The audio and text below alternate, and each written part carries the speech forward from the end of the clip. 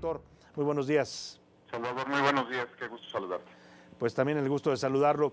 Doctor, ayúdenos a entender, porque decía yo, es un poco ambiguo el fallo de la Corte en este tema de qué se base para hacer público obligatoriamente en las declaraciones 3 de 3 de los funcionarios y qué no. Mira, la Corte no se pronuncia sobre qué va a ser público y qué no.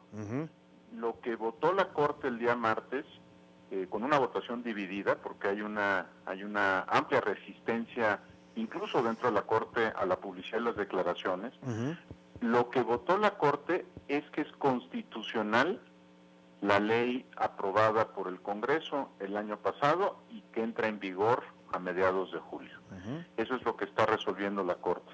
Y el alegato presentado a favor de la constitucionalidad de la ley por el ministro José Ramón Cosío, lo que hace es ratificar lo que dispone el artículo 29 y otros vinculados con este, en términos de tres cosas. La primera, que a partir de que entre en vigor la ley, es decir, a mediados de julio, será obligatoria la presentación de dos declaraciones. Estamos hablando solo de la ley de General de Responsabilidades Administrativas. Solo puede tocar dos de las tres. La que tiene que ver con una declaración de intereses y una declaración patrimonial, y esto va a ser universal. Todo servidor público va a tener que presentar estas dos declaraciones. La tercera, la de impuestos, es una obligación fiscal, por lo tanto se regula en la normatividad fiscal y no en la Ley General de Responsabilidades. El segundo asunto que ratifica la Corte es que ya no va a ser el servidor público quien decida qué publicar o no de esa declaración. Eso es. Me explico. Hasta ahorita, solo en el ámbito federal, era posible conocer parcialmente las declaraciones cuando el servidor público autorizaba su publicación. Pero si ellos decían no la conocíamos. No se conocía y escogían incluso qué campos podrían hacerse públicos o no. Por ejemplo, podrían haber dado información limitada y decir todo lo demás me lo reservo. Ahora, todos van a tener una versión pública. Esa versión pública va a ser la misma para todos los servidores públicos del país. Y todas las declaraciones, Salvador, tal vez no nos hemos dado cuenta de la trascendencia de esto, todas las declaraciones del país van a estar en una sola plataforma nacional que va a estar bajo el resguardo del Sistema Nacional Anticorrupción y del Comité de Participación Ciudadana. Ahí vamos a ver desde el presidente, secretarios de Estado, gobernadores, hasta los funcionarios municipales que hayan presentado una declaración y que tenga una versión pública. Y la tercera cosa que ratifica la Corte es que la facultad, había una enorme tensión sobre si el Comité de Participación Ciudadana podría ser quien definiera los formatos. El alegato presentado por aquellos que impugnaron la ley era en el sentido de decir que como era un Comité de Participación Ciudadana y no un órgano de la administración pública o del gobierno, no debía presentar, Salvador, estos formatos, no debían de ser ellos. Lo que ratifica la Corte es que va a ser el Comité de Participación Ciudadana del Sistema Nacional Anticorrupción quien elabore los formatos, los proponga, los aprueba el Comité Coordinador y se vuelven obligatorios para todos los servidores públicos del país.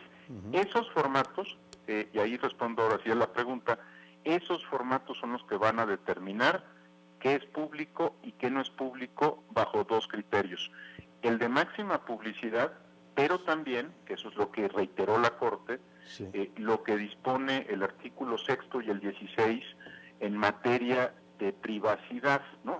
Lo que va a tener que hacer el comité es ponderar la máxima publicidad que se le quiere dar a la sociedad con la protección de algunos datos que ellos van a tener que dejar muy claro son datos personales o están protegidos por privacidad. Eso no significa que no van a ser públicas las declaraciones, sino que van a analizar campo por campo, Salvador, y van a decir, en este hay un riesgo de que se violente la privacidad de una persona y por lo tanto no se hace público. Eso no significa que no lo tenga que entregar el funcionario. El funcionario se lo va a entregar al Sistema Nacional Anticorrupción y el Estado va a tener que investigar esa información para ver su validez. Correcto. Entonces, sí, estamos hablando de un avance clarísimo en en esta decisión de la Corte, vamos a tener acceso a mucha más información y transparencia de la que teníamos hasta el momento. Bueno, en la decisión del Congreso, porque la Corte solo lo que dijo es válida constitucionalmente, no se afecta ninguna garantía, y tendrán que hacer esas dos declaraciones, y tendrá que haber versiones públicas de las dos declaraciones para todos los servidores del país. Mira, nada más para darte un ejemplo. Sí. Si tuvieras ahorita el Congreso, no tendrías ninguna declaración, ni siquiera en versión pública. Nada, porque la resguardan en una caja fuerte en el Senado o en la Cámara de Diputados. Si tú revisaras los congresos locales es exactamente lo mismo. Entonces, la enorme diferencia es que vas a tener una sola plataforma nacional para poder monitorear, por ejemplo, de parte del Estado. Si un legislador tiene relaciones con alguien en el Ejecutivo de carácter comercial, o con alguien en el judicial de carácter comercial o personal, y eso pudiera afectar una decisión pública u otros asuntos. Hace unos días un diario importante de circulación nacional dio cuenta de eso, ¿no? Sí, claro, los contratos. Cuando revisó las declaraciones en nuestra plataforma, en la plataforma 3 de 3, cuando revisó las declaraciones de intereses y las patrimoniales, puede empezar a hacer conexiones.